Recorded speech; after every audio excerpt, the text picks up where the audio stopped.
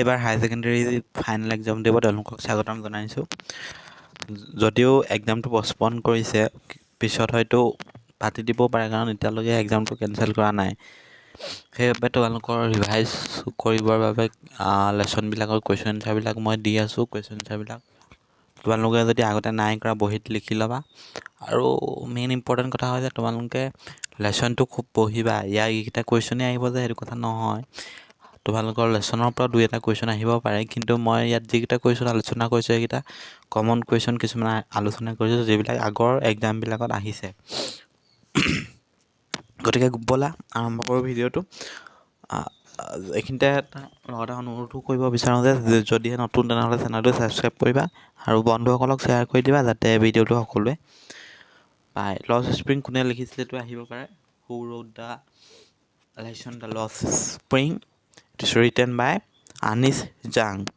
আৰু থিমটো আহিব পাৰে the lost spring written by Anees Jung talks about the national shame of children being forced to live a life of poverty and exploitation. চিলড্ৰেনবিলাকে কেনেধৰণে দৰিদ্ৰতা আৰু শোষণৰ বলি হৈছে, সেইটোৰ ওপৰতে লেচনটো আছে। Question 1, what is Saheb looking for in the garbage dumps? Where is he and where has he come from? চাহেবে কি বিচাৰি আছিলে আৰু ক'ৰ পৰা তেওঁ ক'লৈ আহিছিলে? গাৰ্বেজ ডাম্পছত কি বিচাৰিছিলে? গাৰ্বেজ মানে হৈছে জাবৰ জোঁথৰ পেলোৱা জেগা। Saheb is looking for gold in the garbage dumps. সোণ বিচাৰি আছিলে গাৰ্বেজ ডাম্পছত। He is in the neighbourhood of the অথৰৰ কাষতে থাকে। Saheb has come from Bangladesh. ক'ৰ পৰা আহিছিলে? বাংলাদেশৰ পৰা আহিছিলে। কেতিয়া আহিছিলে? 1971। He came with his mother in 1971। His house was set amidst the green fields of Dhaka. Storms swept away their fields and homes, so they left the country. তাত কি হ'ল? ধুমুহা আহিবলৈ ধৰিলে আৰু যাৰ ফলত তেওঁ নিজৰ কাণ্ট্ৰি এৰিবলগীয়া হ'ল। তাৰপিছত next question, what explanation does the অথাৰ offer the children not wearing footwear? কি এক্সপ্লেনেশ্যন দিছিলে চিলড্ৰেনে ফুটৱেৰ নিপিন্ধাৰ কাৰণে? One explanation offered by the author is that it is a tradition to stay barefoot. এজনে কৈছিলে যে এইটো এটা ট্ৰেডিশ্যন খালী ভৰিৰে থকাটো। It is not lack of money, পইচাৰ অভাৱ নহয়। He observes this is only an excuse to explain away a perpetual state of poverty. কিন্তু লেখকে আচৰিত হৈছিলে কিজানি এইটো তেওঁলোকৰ যিটো পাৰপিচুৱেল ষ্টেট অফ পভাৰ্টি, যিটো দুখনীয় দৰিদ্ৰতা, সেই দৰিদ্ৰতাটো লুকুৱাবৰ বাবে কিজানি তেওঁলোকে তেনেকৈ ট্ৰেডিশ্যন বুলি কৈছিলে। It is not actually tradition to stay barefoot, but this told the author because it is an excuse to explain away a perpetual state of poverty. He also remembered a story of a poor body who prayed to the goddess for a pair of shoes. Is Saheb happy working at the tea stall? No, Saheb is not happy working at the tea stall. He is no longer his own master. His face has lost the carefree look. The steel canister seems heavier than the plastic bag he would carry so lightly over his shoulder. The bag was his. The canister belongs to the man who owns the tea shop. তেনেহ'লে চাহেবে happy নাছিলে T ষ্টলত, কাৰণ তাৰ যিটো কেয়াৰফ্ৰী স্বাধীন জীৱনটো হেৰাই গৈছিল। আৰু ষ্টীল কেনিষ্টাৰ যিটো কাণত লৈ ফুৰে চাহৰ যিটো যতন, সেইটো হেভিয়াৰ, যিটো স্কুল বেগতকৈ হেভিয়াৰ বুলি কৈছে। আৰু যিটো ষ্টীল কেনিষ্টাৰ সেইটো আছিলে মানুহজনৰ, আৰু মালিকজন হৈছে টি শ্বপৰ যিজন মালিক, তাৰ নিজৰ স্বাধীনতাটো হেৰুৱাই পেলাইছিল। What makes the city of Firozabad famous কিহৰ বাবে? Firozabad, the cities of Firozabad is famous for its bangles. যদি 1 নম্বৰ আহে এনেকৈ লিখিলে হ'ব, the city of Firozabad is famous for its bangles. যদি 3 নম্বৰমান আহে তেতিয়া লিখিব লাগিব লংকে, every other family in Firozabad is engaged in making bangles. It is the center of India's glass blowing industry. Families has spent generations working around furnaces welding glass, making bangles for the women in the land. জেনেৰেশ্যনৰ প্ৰজন্ম ধৰি তেওঁলোকে glass making ইণ্ডাষ্ট্ৰীত, bangles making ইণ্ডাষ্ট্ৰীত তেওঁলোকে কাম কৰে। Mention the hazards of working in the glass bangles industries. Boys and girls with their fathers and mothers sit in the dark hutments next to lines of flickering oil lamps. Lampsৰ কিনাৰত মাক বাপেকৰ লগত ল'ৰা ছোৱালীবিলাক বহি থাকে. Sit in the dark hutments next to lines of flickering oil lamps. They weld pieces of colored glass into circles of bangles. সিহঁতে কি কৰে গ্লাছবিলাক চাৰ্কল কৰি শ্বেপ দিয়ে, weld কৰে. Their eyes are more adjusted to the dark than to the light outside. চকুকেইটা আন্ধাৰতহে তেওঁলোকে ভালদৰে দেখে পোহৰতকৈ. চকুকেইটা আচলতে তেওঁলোকৰ পাৱাৰটো বেয়া হৈ গ'ল. They often end up losing eyesight before they become adults. When the dust from the polishing of the glass of bangles is injurious to eyes. যিবিলাক ধূলি ওলায়, ডাষ্ট ওলায় গ্লাছবিলাক পলিচিং কৰোঁতে, সেইবিলাকে তেওঁৰ চকুটো বেয়া কৰি পেলাইছে. ইনজুৰিয়াছ টু আইজ, চকুৰ বাবে ক্ষতিকাৰক. Many workers have become blind. ৱৰ্কাৰ্ছবিলাক ব্লাইণ্ড হৈ গৈছে বহুত. The furnaces have very high temperature and therefore very dangerous. হাই টেম্পাৰেচাৰত কাম কৰিবলগীয়া হয় আৰু danger. How is Mukesh's attitude to his situation different from that of his family? Mukesh কেনেকৈ ফেমিলিতকৈ বেলেগ আছিলে? Mukesh's grandmother think that the God-given lineage can never be broken. তেওঁলোকৰ যিটো কাম সেইটো ভগৱানে দিয়া বুলি হৈছিলে আৰু সেইটো কেতিয়াও ব্ৰেক ডাউন কৰিব নোৱাৰে বুলি মুকেশৰ ফেমিলিয়ে বিশ্বাস কৰিছিলে, গ্ৰেণ্ডমাৰে বিশ্বাস কৰিছিলে. It is their God-given lineage বুলি ভাবিছিলে. But her son and grandson are born in the caste of Bengal makers. They have seen nothing but bangles. তেওঁলোকে কি হয় কেৱল মাত্ৰ খাৰুৱে জন্মৰ পৰা দেখে. কিন্তু Mukesh father has taught them what he knows, the art of making bangles. But Mukesh want to be a motor mechanic. কিন্তু মুকেশে কি হ'ব বিচাৰিছিলে? মটৰ মেকানিক হ'ব বিচাৰিছিলে. He will go to a garage and learn, though the garage is far away from his home. যদিও গেৰেজটো ঘৰৰ পৰা দূৰত, সেই গেৰেজত তেওঁ শিকিব বিচাৰিছিলে motor mechanic. Mention the hazards of working in the glass bangles industry. হাজাৰ্ডছৰ বিষয়ে এক্সপ্লেইন কৰিবলৈ কৈছে, ভয়াৱহতা. The glass bangles industry has many health hazards. It usually employs small children. It is illegal to employ very young children in hazardous industries. সৰু ল'ৰা ছোৱালীবিলাক ইণ্ডাষ্ট্ৰিত employ কৰাটো বেয়া কথা.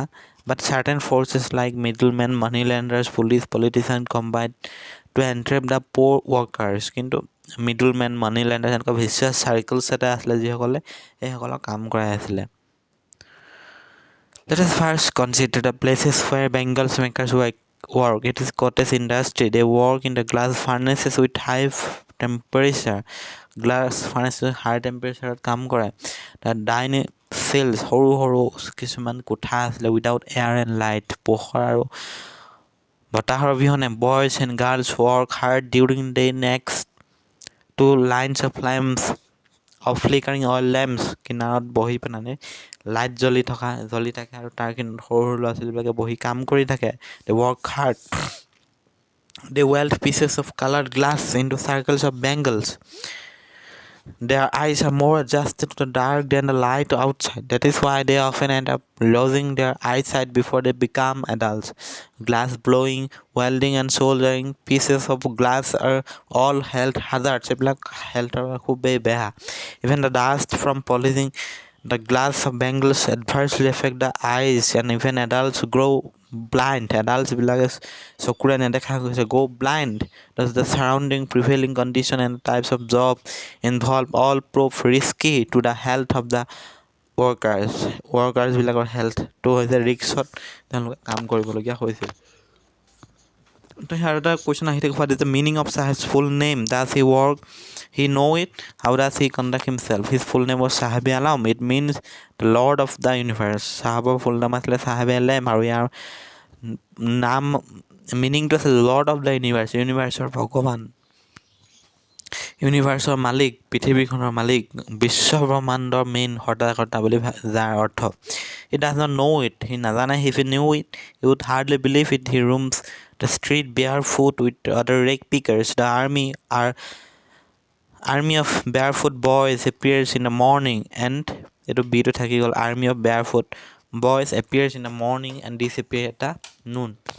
কি হয়, চাহেবে আলমৰ লগৰখিনিৰ লগত ঘূৰি ফুৰে দিনটো আৰু তেওঁলোকে জাবৰ জোঁথৰ খুচৰি থাকে, ৰেক পিকাৰ্ছ, দে ৱেৰ ৰেক পিকাৰ্ছ। চ' এইটো যে তেওঁৰ নামটো যদি অৰ্থটো বুজিও পায়, তেওঁ হয়তো বিশ্বাস নকৰিব, কাৰণ চাহেবে যিটো লাইফ কটাই আছে এইটো সম্পূৰ্ণ opposite. Who was Saheb, what was he doing and why? Saheb was a young boy of school going age. He was looking for gold in the garbage dumps of the big city. He had left his home in Dhaka, Bangladesh, and came to the big city in search of living. He has nothing else to do but pick rakes. চাহেব কোন আছিলে? চাহেব was a rake pickers বুলিও লিখিব পাৰি। ইয়াত যদি আমি চমুকৈ লিখোঁ, চাহেব was a rake pickers, নতুবা চাহেব was a young boy of school going boy age. School যোৱাৰ বয়সৰ এটা ল'ৰা আছিলে। He was looking for gold in the garbage drums of the big city. সোণ বিচাৰিছিলে গাৰ্বেজ ডাম্পছত, ডাঙৰ চিটিত। আৰু ঢাকা এৰি থৈ আহিছে। He had left Dhaka, Bangladesh, and came to the big city in search of living, জীয়াই থাকিবৰ বাবে। He has nothing else to do but pick rakes. তাৰপিছত এইটো লং question. False children, garbage has a meaning different from what it meant to their parents. Explain কৰিবলৈ দিছে। Small children scrounge heaps of garbage. সৰু ল'ৰা ছোৱালীবিলাকে গাৰ্বেজবিলাক খুচৰি থাকে। They expect to get some coin, note or valuable thing in it. তেওঁলোকে কি বিচাৰে? কেনেবাকৈ খুচুৰা পইচা পৰি আছে নেকি, কইন পৰি আছে নেকি, আৰু কিবা ভেলুৱেবল বস্তু পৰি আছে নেকি তাত।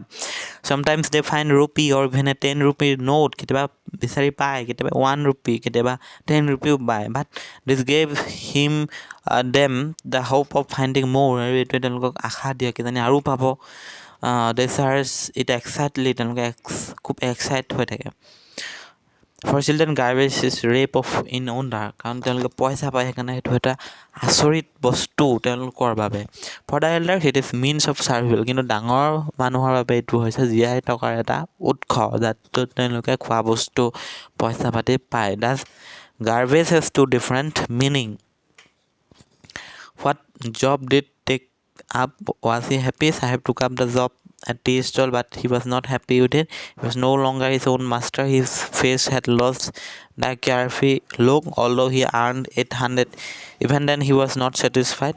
এইটো আগতে কৈছোঁ, তেওঁক কিমান দিয়া হ'লে 800 দিয়ে যদিও তেওঁ ছেটিছফাইড নাছিলে, কাৰণ তেওঁ যিটো কেয়াৰফ্ৰী লাইফ সেইটো হেৰুৱাই পেলাইছিলে। What do bangles symbolise? when according to the author will Sabita know the sanctity of the bangles she helps make? How is the Indian bride dressed? বেংগলছে কি চিম্বলাইজ কৰে? এইটো ইম্পৰ্টেণ্ট কুৱেশ্যন আগতে আহিছে। Bangles symbolise auspiciousness in the marriage for an Indian women. ভাৰতীয় মহিলাবিলাকে যেতিয়া বিয়া হয়, বিয়া হোৱাৰ পিছত এই বেংগলছবিলাক পিন্ধে, মানে খাৰুবিলাক। চ' তেওঁলোকৰ যে বিবাহিত মহিলা এইটো সূচায়। Auspiciousness in marriage for Indian women, এইটো লিখিবা তোমালোকে। তাৰপিছত লিখিছে যে Savita will come to know' the sanctity of the bangles when she become a bride. আৰু যেতিয়া ব্ৰাইড হ'ব, তেতিয়া মানে এগৰাকী কন্যা হ'ব, বিয়া দিব উপযুক্ত হ'ব, তেতিয়া বুজি পাব এই বেংগলছৰ অৰ্থটো কি। The head of bride is draped with red veil. আৰু আমাৰ কি হয়, কইনাবিলাকে কি হয়, মূৰটো কি হয়, ৰেড ভেল, ৰঙা উৰণিৰে ঢাকি ৰখা হয়, আৰু হাতত ৰং মেহেন্দি এইবিলাক সনোৱা হয়। ডাইট মানে ৰং দিয়া উইথ ৰেড হেনা, ৰঙা জেতুকা। Red bangles are rolled on her wrist. আৰু হাতৰ মণিত কি পিন্ধি থাকে? বেংগলছ পিন্ধি থাকে, ৰেড বেংগলছ।